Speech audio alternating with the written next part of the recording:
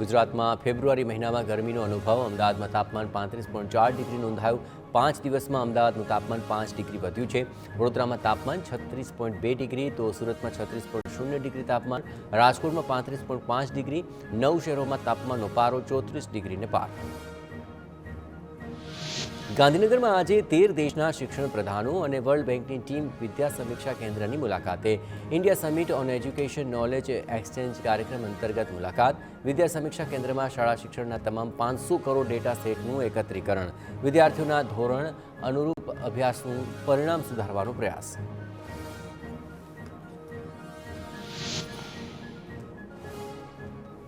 તો બનાસકાંઠાના ડીસામાં ખેત તલાવડી માટે જીઓ મેમ્બ્રેન કિટની સહાયનો પ્રારંભ. મંત્રી કુંવરજી બાવળિયા અને એમએલએ પ્રવીણ માળીના હસ્તે પ્રારંભ. ખેત તલાવડીથી વરસાદની વહી જતા પાણીની બચત સાથે ખેડૂતો પાણી માટે આત્મનિર્ભર બની રહ્યા છે.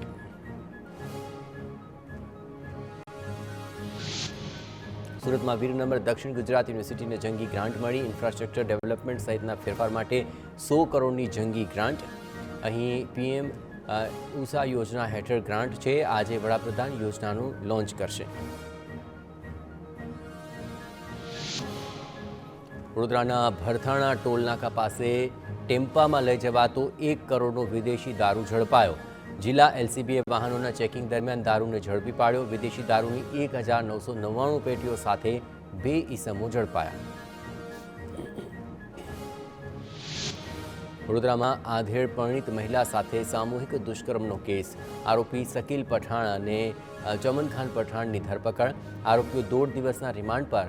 કામ શોધતી મહિલાની રિક્ષા ચાલક અને તેના સાગરીતોએ લાભ ઉઠાવ્યો. પીડિતાએ ઓળખ પરેડમાં આરોપીઓને ઓળખ્યા. સુરતના કોન્ટ્રાક્ટરના અપહરણ અને માર મારવાના મામલે ગોંડલ પાલિકામાં ચીફ ઓફિસર, કારોબારી ચેરમેન અને સદસ્ય સહિત 4 સામે પોલીસ ફરિયાદ નોંધાઈ.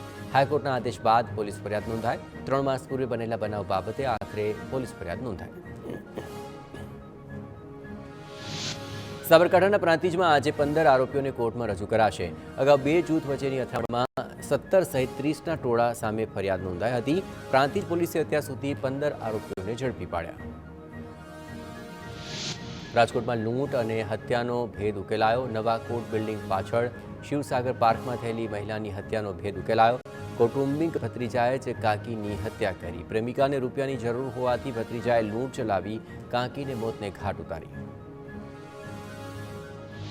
રાજકોટના ખંડેરી સ્ટેડિયમમાં પાર્કિંગમાં જુગાર રમતા 7 શખ્સ ઝડપાયા. 14,200 રૂપિયાની રોકડ સાથે આરોપી પકડાયા. અહીં રવિવારે ભારત અને ઇંગ્લેન્ડ વચ્ચે ટેસ્ટ મેચ રમાઈ હતી. કચ્છના ભુજમાંથી દેશી બંદૂકના કારખાના મામલે વધુ એક આરોપી ઝડપાયો. 12 બોરની બંદૂક સાથે નખત્રાણાના એક શખ્સને ભુજ એસઓજીએ ઝડપી પાડ્યો. 3 વર્ષ પહેલા એક શખ્સને બંદૂક બનાવીને આપી હતી. વલસાડમાં સિટી પોલીસ સ્ટેશનના પાછળના ભાગે આગ લાગી. કચરામાં અચાનક આગ લાગતા પોલીસ સ્ટેશનનો મુદ્દામાલ ઝપેટમાં આવ્યો. 2 બાઇકમાં આગ લાગતા બળીને ખાખ. ફાયર વિભાગની ટીમે આગ પર મેળવ્યો કાબુ. બનાસકાંઠાના પાલનપુર માર્કેટ યાર્ડની ભીષણ આગ. 10 જેટલી દુકાનો આગની ઝપેટમાં. 3 દુકાનો આગમાં બળીને ખાખ. શોર્ટ સર્કિટને કારણે આગનું પ્રાથમિક અનુમાન. ઉત્તર પ્રદેશના સંભલ જિલ્લામાં વડાપ્રધાન નરેન્દ્ર મોદીએ કલ્કીધામ મંદિરનો શિલાન્યાસ કર્યો છે. પીએમ મોદીએ શિલાન્યાસ કાર્યક્રમમાં કટાક્ષ કર્યો. કહ્યું કે આજે સુદામા કૃષ્ણને ચોખાની પોટલી આપત તો તેના પર પણ ભ્રષ્ટાચારનો કેસ થઈ જાત. ભગવાનને પણ આ લોકો કોર્ટમાં લઈને આવત. સમય બદલાયો છે. દાનને લાંચ માનવામાં આવે છે.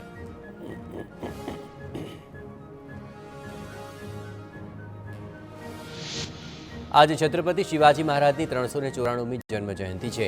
મહારાષ્ટ્રના નાગપુરમાં તેમની મૂર્તિની આરતી કરવામાં આવી. મુંબઈમાં મુખ્યપ્રધાન એકનાથ શિંદેએ પણ છત્રપતિ શિવાજીના સ્ટેચ્યુને હાર પહેરાવીને પુષ્પવર્ષા કરી નમન કર્યું. જમ્મુ કાશ્મીરમાં શ્રીનગર લેહ હાઈવેને બંધ કરાયો. ભારે હિમવર્ષાને કારણે રોડ રસ્તા પર છવાઈ બરફની ચાદર. હાઈવે પર વાહન વ્યવહાર ઠપ.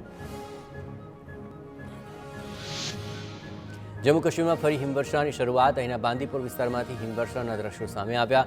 ચારે તરફ બરફ જ બરફ જોવા મળ્યો. હિમવર્ષાના દ્રશ્યો લોકો માટે આકર્ષણનું કેન્દ્ર.